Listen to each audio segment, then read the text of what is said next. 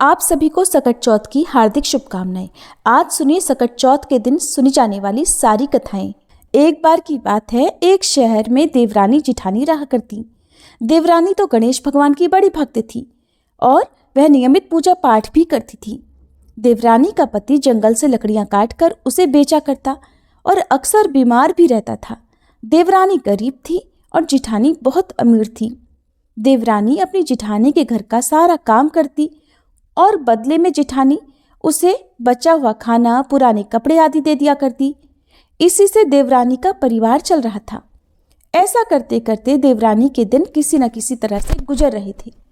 ऐसा ही करते करते अब माघ का महीना आ गया और चतुर्थी तिथि पर देवरानी ने तिल चौथ यानी सकट चौथ का व्रत रखा और पूजा करके तिल चौथ की कथा सुनी। फिर तिलकुटा छीके में रख दिया और सोचा कि रात को चंद्रमा निकलने के बाद ही कुछ खाऊंगी। इस तरह से कथा सुनकर वह जिठानी के यहाँ काम करने चली गई। जिठानी के यहाँ पहुंचकर भोजन बनाकर जिठानी के बच्चों को भोजन करने के लिए कहने लगी तो बच्चे बोले, चाची माँ ने तो व्रत रखा है और माँ भूखी हैं। माँ जब भोजन करेंगी तभी हम भी करेंगे।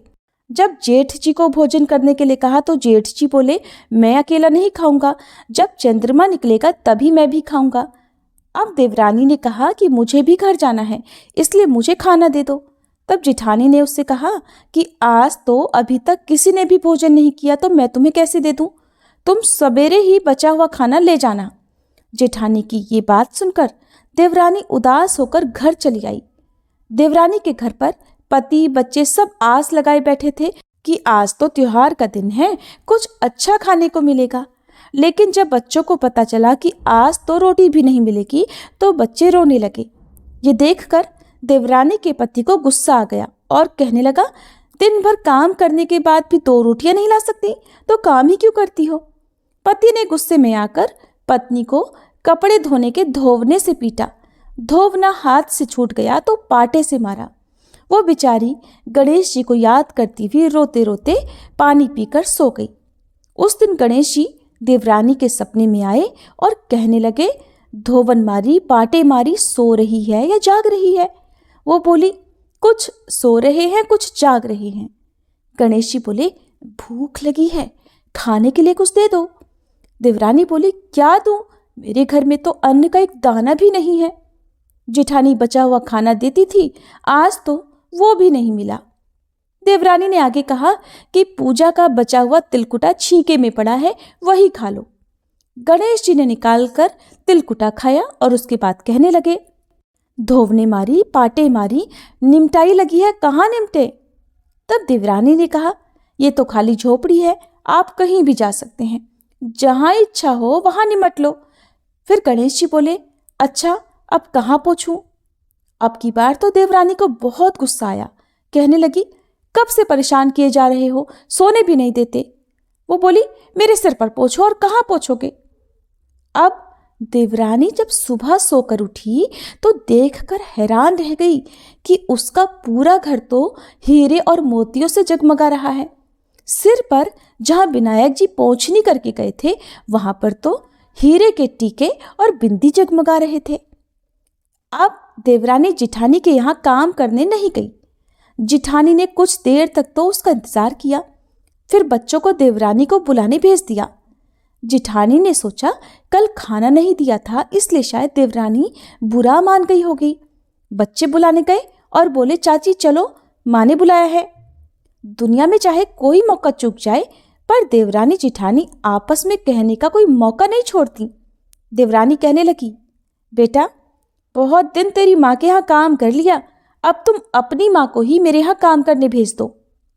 बच्चों ने घर जाकर माँ से कहा, माँ, चाची का पूरा घर तो हीरे और मोतियों से जगमगा उठा है।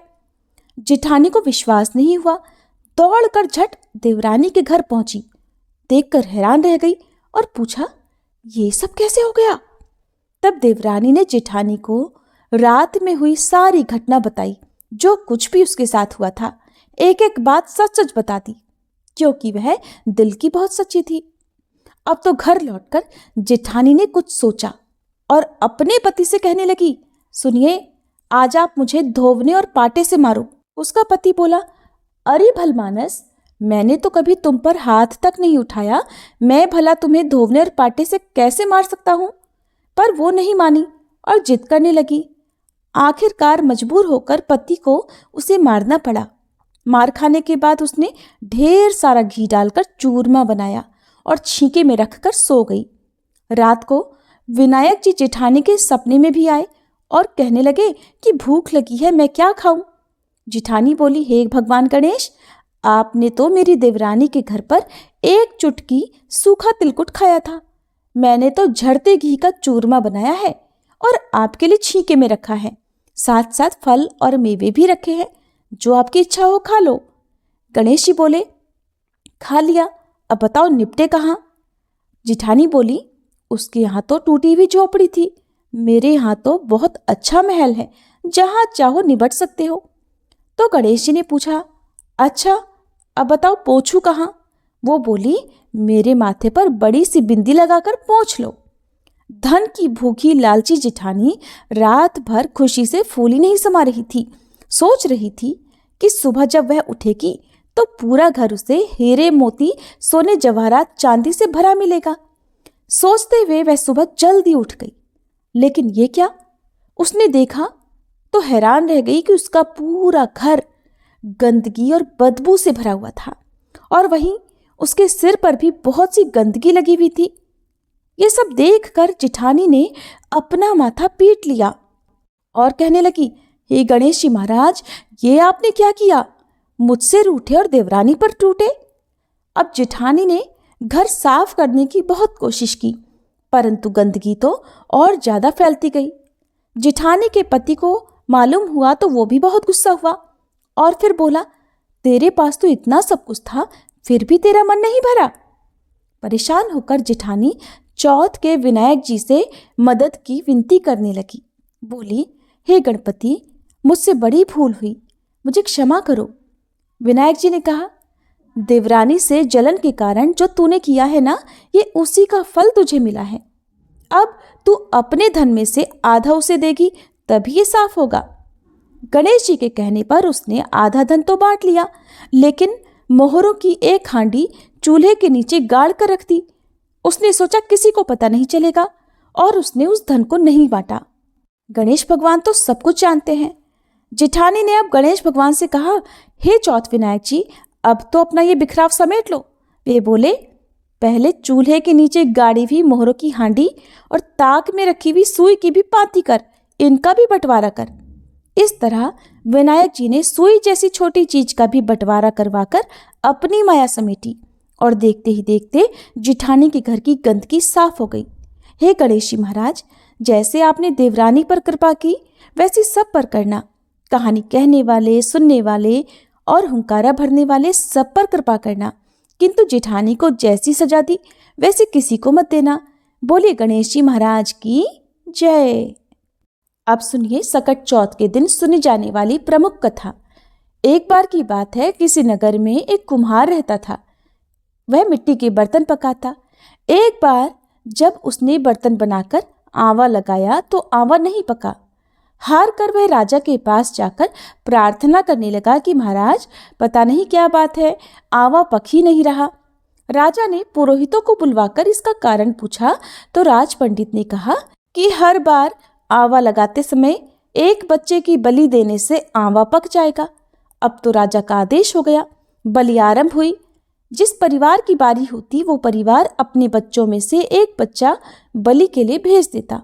इस तरह कुछ दिनों के बाद सकट चौथ के दिन एक बूढ़ी माई के इकलौते लड़के की बारी आई। बूढ़ी माई के लिए तो वही उनके जीवन का इकलौता सहारा था, लेकिन राजा की आज्ञा के आगे किसी और की भला कहाँ चलती। दुखी बूढ़ी माई सोच रही थी कि मेरा तो एक ही बेटा है और वो भी सकट के दिन मुझसे अलग हो जाएगा। बूढ़ी माई के दुख का कोई अंत ही नहीं था, लेकिन बूढ़ी माई ने धैर्य रखा और उन्होंने अपने बेटे को सकट की सुपारी और दूब का बीड़ा देकर कहा कि बेटा, भगवान का नाम लेकर आंवा में बैठ जाना, सकटा माता तुम्हारी रक्षा करेंगी। सकट का दिन था, बूढ़ी माई ने व्रत रखा था। इधर कुम्हार के घर पर बालक को मिट्टी के बर्तनों के साथ आंवा में डाल दिया। सकट चौथ का दिन था। बूढ़ी माई लगातार गणेश भगवान और सकटा माता से अपने बच्चे की सुरक्षा के लिए प्रार्थना कर रही थी, उसकी लंबी उम्र के लिए कामना कर रही थी। इधर चमत्कार हुआ। कुम्हार ने सुबह उठकर देखा तो आवा में तो उसके बर्तन पक गए थे, लेकिन उस बालक का बाल भी बांका नहीं हुआ था। पहले तो आवा पकने में कई कई दिन लग जाते थे, लेकिन ये चमत्कार देखकर अब वह डर गया और राजा के दरबार में जाकर सारी घटना बताई। इसके बाद राजा ने उस बालक और बूढ़ी माँ को बुलवाया तो माँ ने सभी तरह के विघ्नों को दूर करने वाली संकष्टी चतुर्थी का वर्णन किया। इस घटना के बाद से महिलाएं संतान और परिवार के सौभाग्य के लिए सकट चौथ का व्रत करने लगी। ऐसी है सकट चौथ की महिमा। जो जिस कामना से व्रत रखता है, पूजा करके कथा श्रवण करता है, गणेश भगवान और सकटा माता उनकी सभी मनोकामनाएं पूर्ण करती हैं। बोलिए सकटा माता की जय, गणेश भगवान की जय। अमर सुहाग और पीहर देने वाली गणेश भगवान की कहानी। एक बार की बात है, एक भाई और बहन थे। बहन का विवाह हो चुका था और भाई भी अपनी पत्नी के साथ अपने घर में रहा करता था। बहन का नियम था कि वो अपने भाई का चेहरा देखकर ही भोजन किया करती, इसलिए हर रोज वो सुबह उठती और अपनी ससुराल में घर का सारा काम जल्दी जल्दी करके अपने भाई का मुंह देखने के लिए उसके घर जाया करती। एक दिन रास्ते में एक पीपल के नीचे गणेश भगवान की मूर्ति रखी हुई थी। उसने भगवान के सामने हाथ जोड़कर कहा कि हे गणपति, मेरे जैसा अमर सुहाग और मेरे जैसा अमर पीहर सबको दीजिए। ऐसा कहकर वह आगे बढ़ जाती। जंगल की झाड़ियों के कांटे उसके पैरों में चुभा करते। एक दिन वह अपने भाई के घर पहुंची तो उदास होकर भाई का मुंह देखकर बैठ गई। भाभी ने पूछा, तुम्हारे पैरों में क्या हो गया है? ये सुनकर उसने भाभी को जवाब दिया कि भाभी, रास्ते में जंगल की झाड़ियों के गिरे हुए कांटे मेरे पांव में चुभ गए हैं। सुनकर लड़की की भाभी ने अपने पति से कहा कि सुनिए, आपकी बहन जब आती हैं तो रास्ते में झाड़ियों के गिरे हुए कांटे उनके पांव में चुभ जाते हैं, आप रास्ते को साफ करवा दो। भाई ने तब कुल्हाड़ी लेकर सारी झाड़ियों को काटकर रास्ता साफ कर दिया, सारे कांटे भी हटा दिए। सफाई के कारण भगवान गणेश जी की मूर्ति का वो स्थान भी वहां से हट गया। अब तो ये देखकर भगवान गुस्सा हो गए और उसके भाई के प्राण हर लिए। लोग अंतिम संस्कार के लिए जब भाई को लेकर जा रहे थे तो उसकी भाभी रोते हुए लोगों से कहने लगी कि थोड़ी देर रुक जाओ, उनकी बहन आने वाली है, वो अपने भाई का मुंह देखे बिना नहीं रह सकती, उसका ये रोज का नियम है। तब लोग कहने लगे, आज तो देख लेगी पर कल कैसे देखेगी। अब उधर रोज की तरह बहन अपने भाई का मुंह देखने के लिए जंगल में निकली। आज उसने देखा कि जंगल में तो सारा रास्ता साफ किया हुआ है। जब वह थोड़ा और आगे बढ़ी तो उसने देखा कि सिद्धि विनायक को भी वहां से हटा दिया गया है। तब उसने भाई के घर जाने से पहले गणेश जी को एक अच्छे स्थान पर रख दिया और हाथ जोड़कर बोली, हे भगवान, मेरे जैसा अमर सुहाग और मेरे जैसा अमर पीहर सबको देना। ऐसा बोलकर वह हर दिन की तरह आगे निकल गई। भगवान तब सोचने लगे कि अगर इसकी नहीं सुनी तो फिर हमें कौन मानेगा, हमें कौन पूजेगा। तब सिद्धि विनायक ने उसे आवाज दी, बेटी, इस खेजड़ी की 7 पत्तियां लेकर जा और उसे कच्चे दूध में घोलकर भाई के ऊपर छींटा मार देना, वो उठकर बैठ जाएगा। ये सुनकर जब बहन पीछे मुड़ी तो वहां तो कोई नहीं था। फिर वो सोचने लगी कि ठीक है, जैसा सुन लिया वैसा ही कर लेती हूँ। फिर वह 7 खेजड़ी की पत्तियां लेकर अपने भाई के घर पहुंची। वहां उसने देखा कि कई लोग बैठे हुए हैं, भाभी बैठी रो रही है और सामने ही भाई का शव रखा है। तब उसने पत्तियों को बताए हुए नियम के अनुसार भाई के ऊपर इस्तेमाल किया। भाई तुरंत उठकर बैठ गया। फिर भाई बहन से बोला कि मुझे बहुत ही गहरी नींद आ गई थी। तब बहन बोली कि ऐसी नींद तो किसी दुश्मन को भी ना आए, और उसने अपनी सारी बात अपने भाई को बता दी। मान्यताओं के अनुसार यह है गणेश भगवान की कहानी, जिसे सुनने पर भगवान गणेश की कृपा प्राप्त होती है। सब मिलकर प्रेम से बोलिए, गणेश भगवान की जय।